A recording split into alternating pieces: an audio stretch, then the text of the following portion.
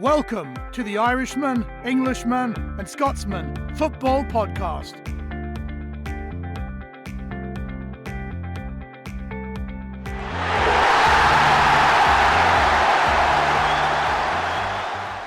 Hello and welcome to another interview from the Irishman, Englishman and Scotsman Football Podcast. I'm Fino, the resident Scotsman of the group, and I'm joined today by a Scotland internationalist who was a member of the national team the last time we got to a major tournament, and a Celtic treble-winning goalkeeper, if I remember correctly, Jonathan Gould. Good morning, stroke evening, I'll say. How are you getting on? Yeah, very good, thank you. Good. So, Scottish internationalist, Celtic, Coventry, Preston goalkeeper, as well as a keeping coach down south. But you mentioned there, kind of good morning, you're now over in New Zealand. What's taken you over to that side of the world? I moved out here primarily in 1988-89 and came and played out with a lad called Brian McAllister, who also played for Scotland as a left back. And we were on an exchange between Wimbledon and the club Napier City Rovers over here. My father was manager at Wimbledon at the time, thought it was good for two youngsters to go and see the world. And we came out and we won the National League for the first time in the club's history, and we were part of that group. And it just left an indelible mark on me as a person. The country did, and I always had a dream of coming back. So we came back in 2005 when I kind of semi-retired from playing, and then had another stint back in England from 2015 through to 2020. Nice. Yeah, it's definitely a nice part of the world. You mentioned there that your Wimbledon days, growing up, kind of the son of a football player and manager and Bobby Gould. So you've grown up around professional football, I assume, kind of the majority of your life. Yeah. Was there ever any question as to whether or not you would become a footballer, or was it always the plan? No, it was never part of the plan. It was probably a plan that my father discouraged. I'm not sure why at the time. I used to come home from his training, and I'd spend most of my time in the back garden, being either him or a guy called Jimmy Greenoff, who used to play for Manchester United. He was one of my heroes, and my father, he encouraged my education. So I ended up going to grammar school in Bristol for a couple of years. Well, no, for 7 years actually, and then came out of there and went directly to work for Barclays Bank on an accelerated management program. Definitely not the chosen career path, I suppose, as most footballers. So, no. But your dad was a striker, correct? And yet you ended up being a goalkeeper. So what was it that made you, go to the other end of the pitch? I don't know. I do know. My dad didn't think I was quick enough. He didn't think I could run fast enough to play outfield. So up to the age of 20, I'd been an outfield player.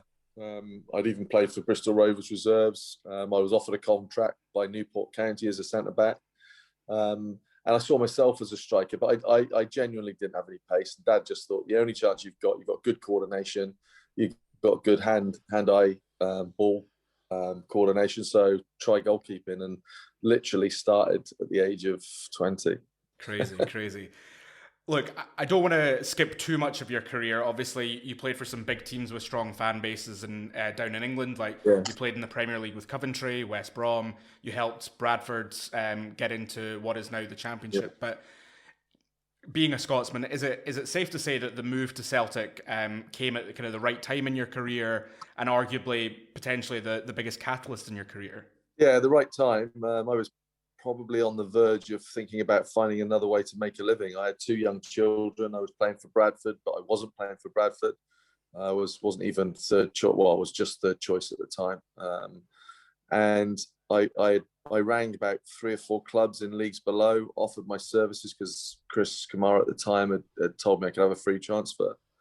So for the Celtic opportunity to come up it was something that dreams are made of, really, and probably, well, like you said, went back to the fact that I played in the Premier League and I had an element of experience that I think Celtic were looking for, even if they thought I was probably a short stop at that moment. Celtic at that time had two, very capable goalkeepers as well, and obviously there was I think an injury crisis there, and that accelerated probably the need, but it was Wim Jansen that was the manager that brought you in, correct? And he was working into I think it was Jock Brown. Yeah. How did that kind of all come about? Was it Jock that gave you the phone call? Was it the manager that spoke to you and wanted you to come up? How did that all kind of come about?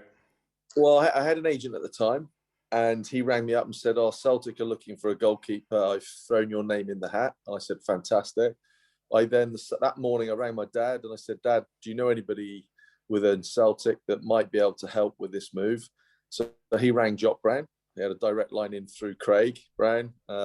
Craig and my dad were international managers at the time, and I then got a phone call from my dad saying, "Keep your phone on you while you're training," which was, in those days, they were quite big mobiles. They weren't little indiscreet things you could stick in your pocket.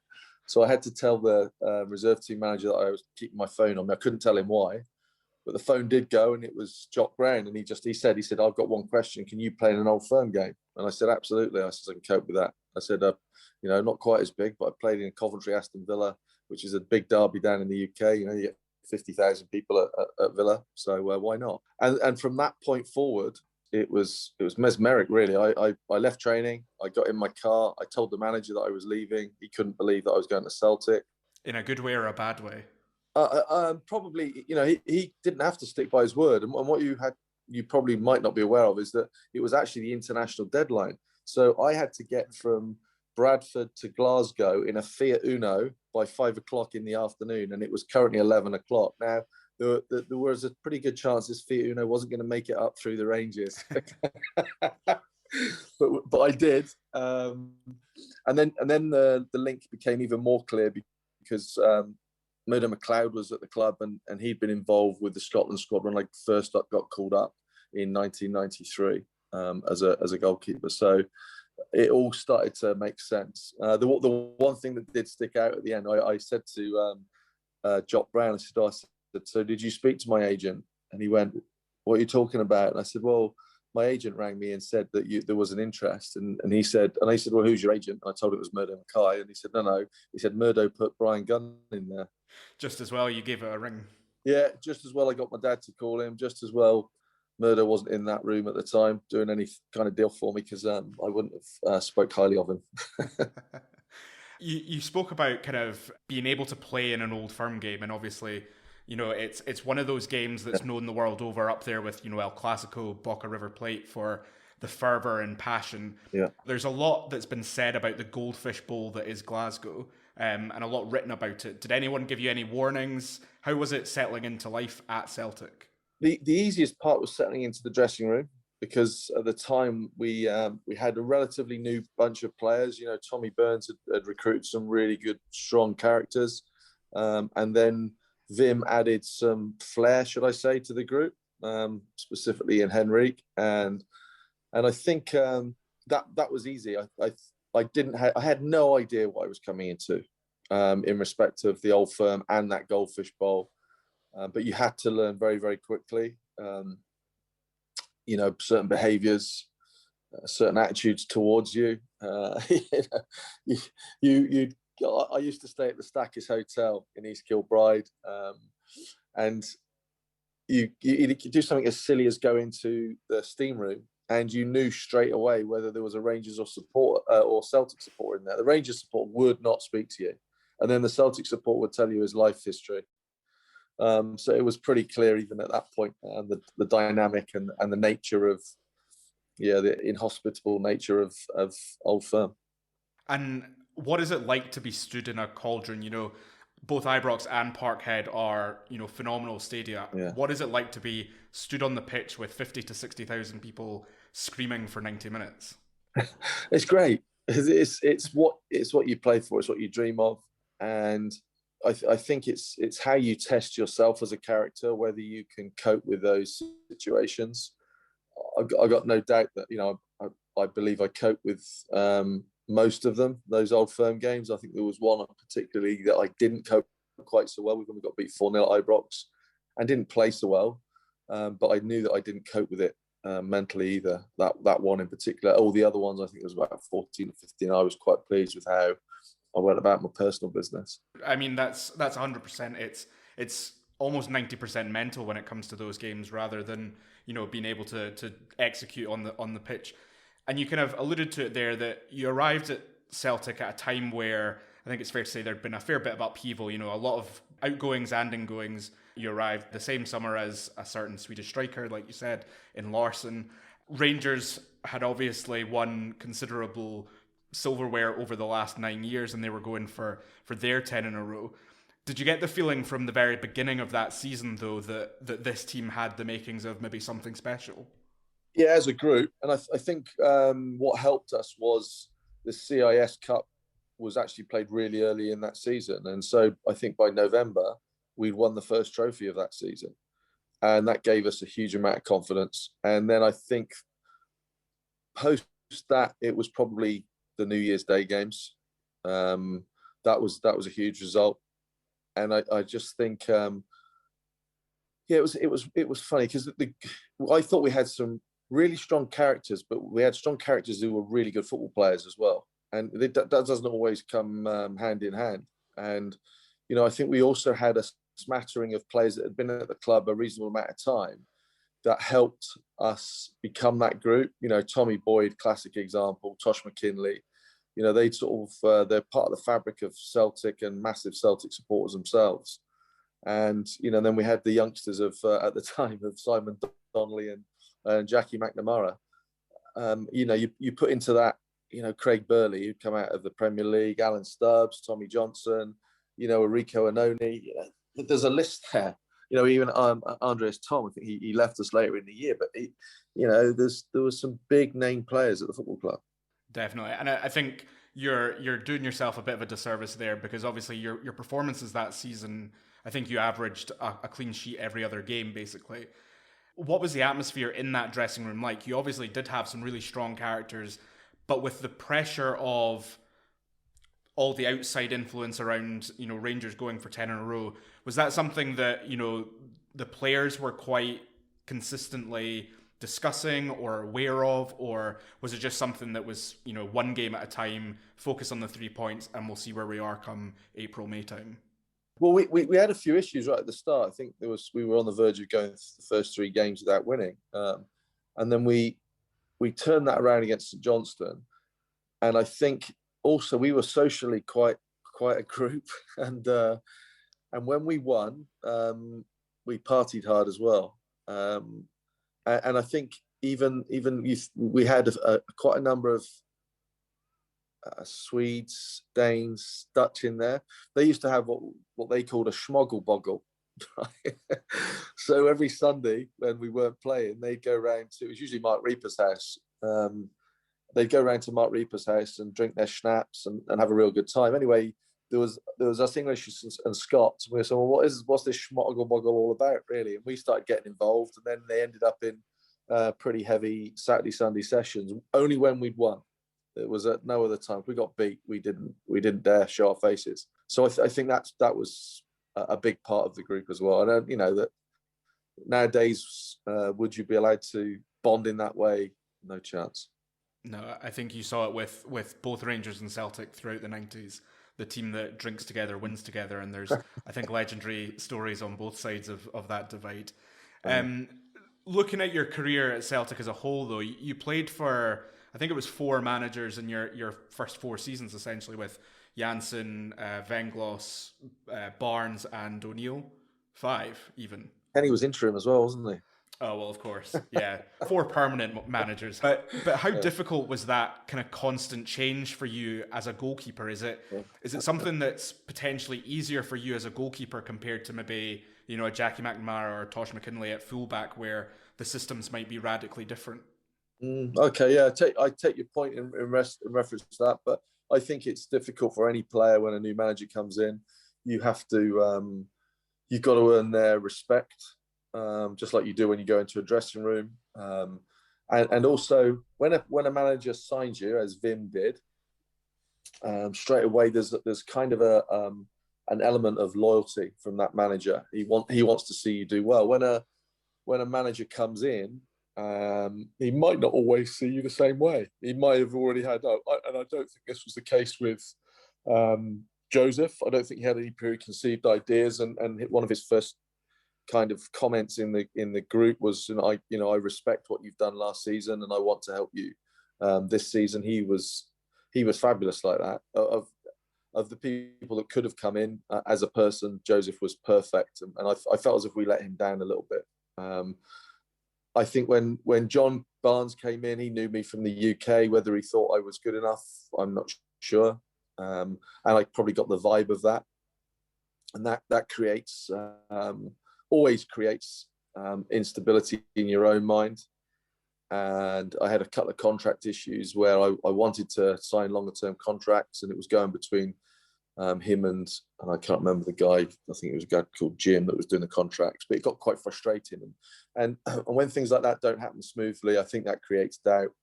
I think when Kenny took over, he did really well to stabilize it and made things very, very simple. And obviously we won a trophy that year. And then, the Martin walks in the door and he knows how to run a football club. And he came in and he definitely had preconceived ideas, but he still gave you opportunities to prove him either wrong or right. It's interesting because you were talking there about contractual discussions and things like that. We were talking on the podcast recently that, as football fans, we know 1% of what goes on at a football club. There's so many different elements that go into a successful football team or a not so successful football team. It could be from week to week. Yeah, you're having a contract discussion and that's taking up your mental energy, and it just can then impact on the field. But fans obviously like to just assume that players are robots and can do everything as quickly and as perfectly as possible. Yeah. Now, we talk about Scottish football during that period in the late 90s and early 2000s. We had Champions League winners in Stefan Klos, Paul Lambert, Premier League winners, of course Larsson and Van Bronckhorst both went on to win the Champions League with Barcelona. And then you look at Hearts and Aberdeen. I mean, Hearts, that 98 side that won the Scottish Cup had Neil McCann, John Robertson, and Thomas Flugel, which is a shout out for our Austrian listeners. Do you feel like the late 90s, early 2000s is the golden era of modern Scottish football?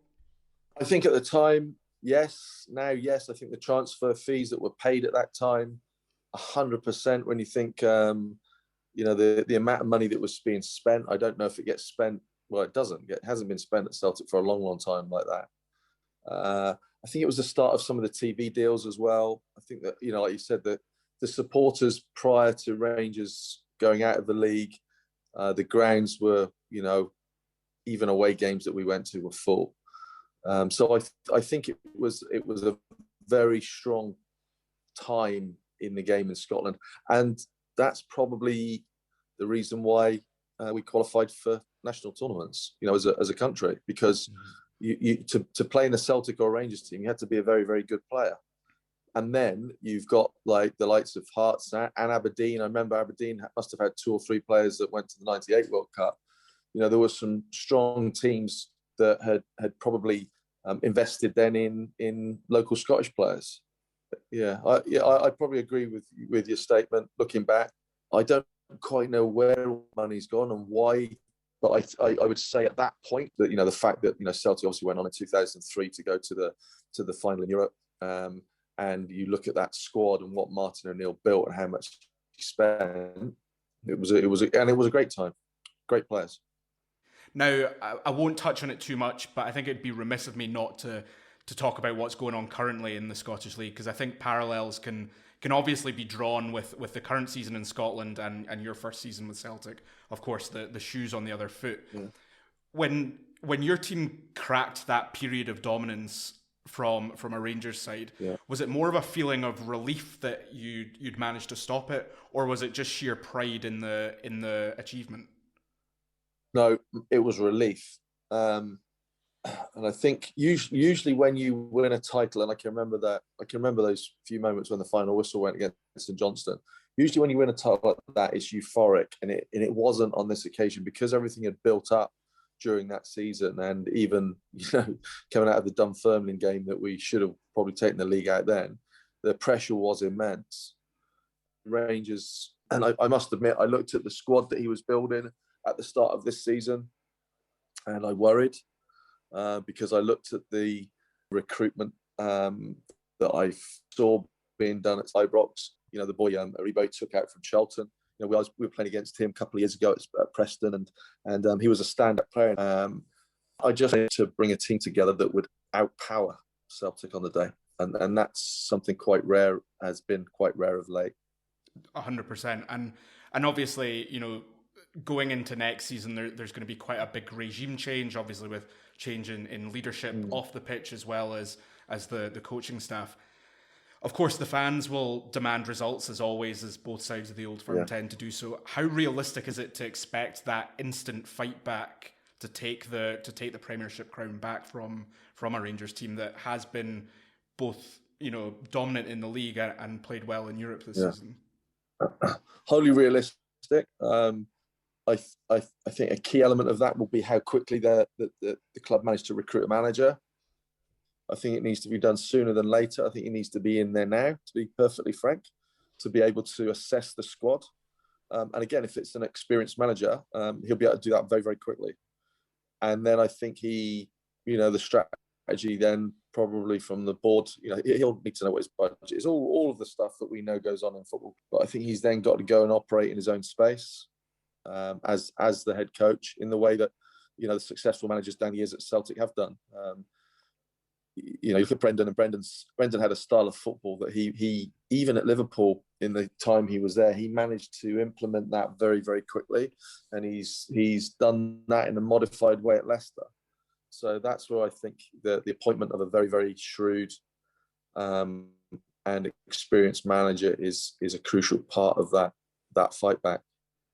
So I'll park Celtic for the moment. Of course, with that outstanding season that you had in 97, 98, you were called up to the Scotland squad for the World Cup, which unfortunately until this summer has been Scotland's last major tournament, but we'll rectify that this summer. Of course, you were called up replacing Andy Gorham prior to the tournament.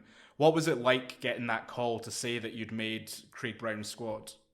Well, I was really disappointed in the first instance because I felt my form had warranted selection. But then when you consider you had Andy Gorham, Jim Leighton and Neil Sullivan, I could understand why. So I'd actually been on a 3-day bender in Jersey with the Celtic Supporters Club over there where I got the telephone call. And I could try to think who it was that phoned me again. Anyway, I think it might have been Jock again that phoned me. And then I spoke to Craig. But they were out in Washington playing sort of pre-World Cup friendly. So I literally got on an airplane, flew to Washington and was straight amongst it. It was a great feeling. It was a very, very proud moment. I didn't think I'd ever get chased by news reporters through Heathrow Airport at the time because it was quite sensational news in respect of Andy Gorham and his decision not to go. But when I look back on that, it's probably one of the pinnacles of my career to be involved in a World Cup and to open it against Brazil like we did, and we by no means disgraced ourselves. Could have snuck a draw, whether we deserved it or not, I'm not sure. But it was a great tournament. I've got to tell you a story though. One of the funniest things, and I don't tell it as well as Jackie McNamara does, okay, because he tells this brilliantly. But we were stood in the tunnel. Just before we went out against Brazil, and we were all lined up on the one side, and all the Brazil boys were lined up on the other, and they were all holding hands. And so they looked amazing, these guys. They had the Brazil kit on, traditional colours. They're all tanned. They look amazing. And we were there in our Scotland squat strip, little white legs hanging out. Craig Brown comes around the corners, and he just stopped in his tracks, and he turned around to us, and he looked at them, and he went, "Look at them, lads. They are shiting themselves." Well, I was thinking, well, I don't think they are. I mean, it's such a phenomenal occasion, I suppose, to open up a World Cup, and obviously you guys, got kilted out for the occasion. What was that team like off the pitch? Were they all quite pally? I mean, there was obviously quite a strong Celtic contingent in that World Cup squad. Was it quite cohesive, or were there different groups? How did that all play out?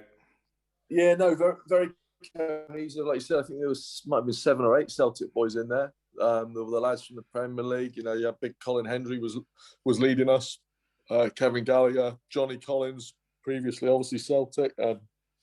Rangers boys were in there.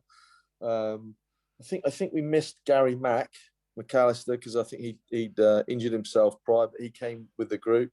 The real cool thing was that Craig also involved about 4 young lads that had come out of the under-20s. They were there to help us with the kit and also train. One of them was Paul Gallagher. I think he went on to play for Scotland anyway. And I remember Kieran McAnespie. So I think it was Craig knew how to bring a group together.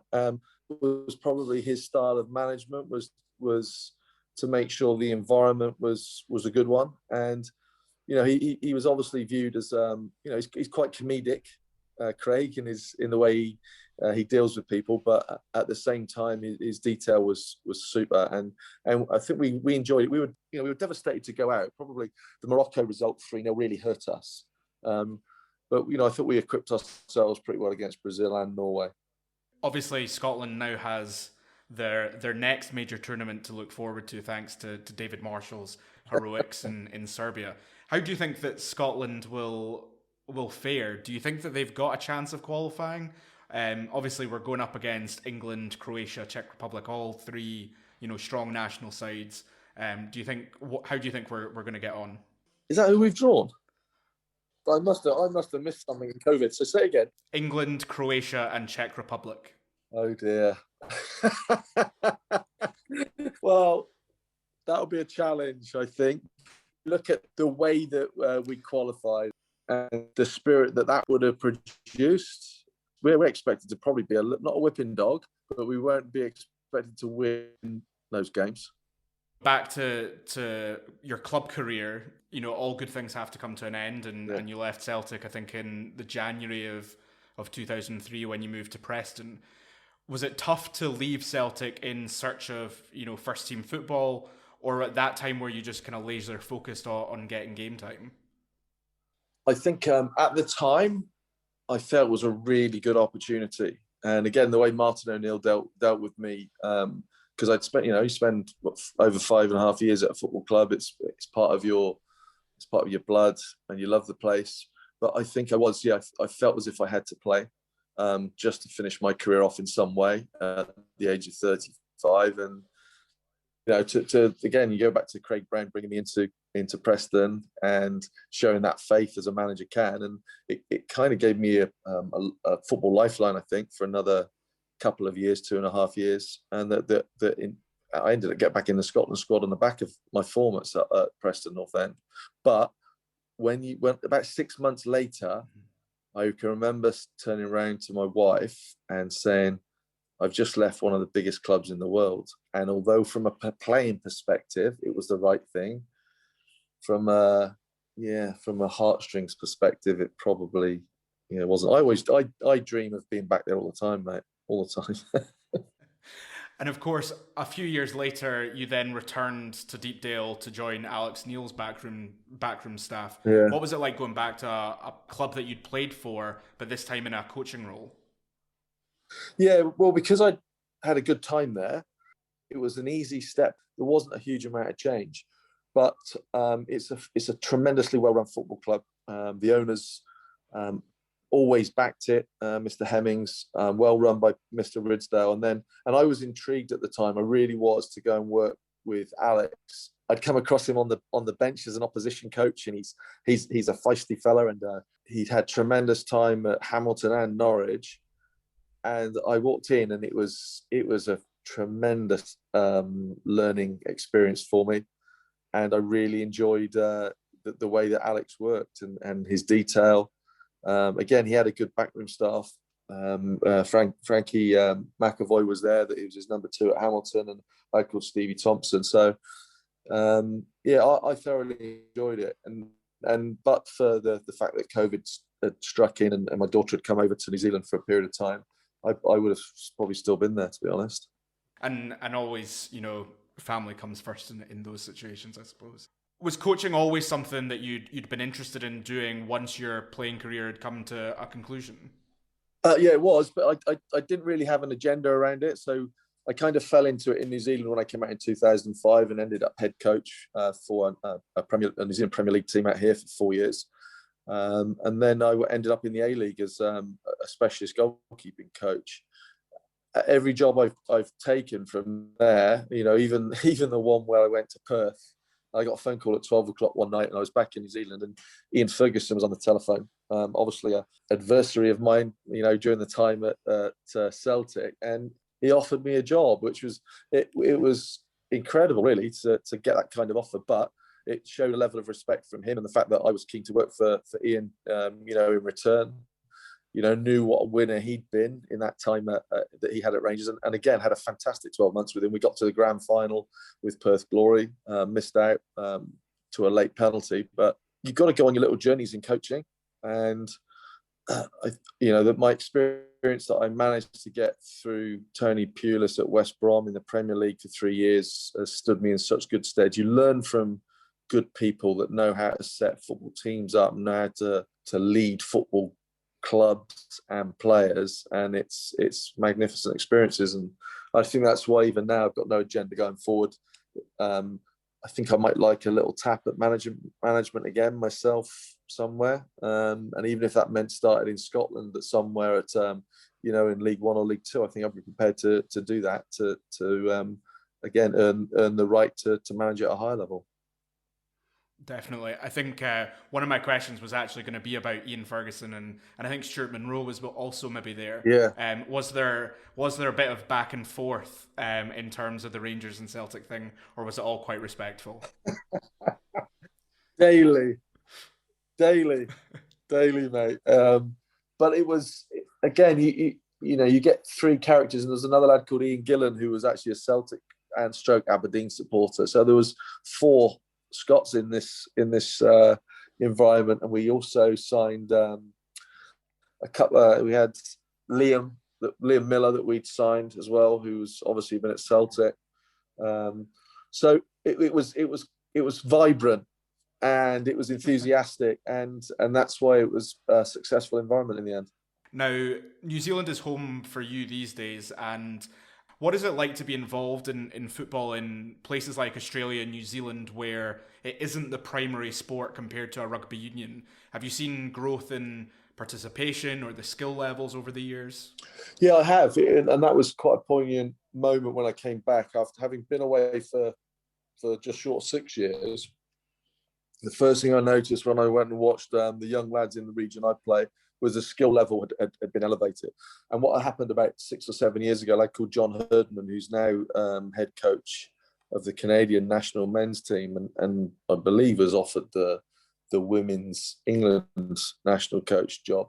He set up what he called the whole of football plan. And it's taken a bit of time, but I could see the fruition of that when I watched this training session. I think there's a lot more young Kiwi players turning pro. The latest example that's been successful and will break into the Bayern team is Sarpreet Singh. He came out of nowhere from the Phoenix. We've got a lad called Ryan Thomas who's at PSV. There are some really good football players in this country, and I still believe it's an untapped market as well.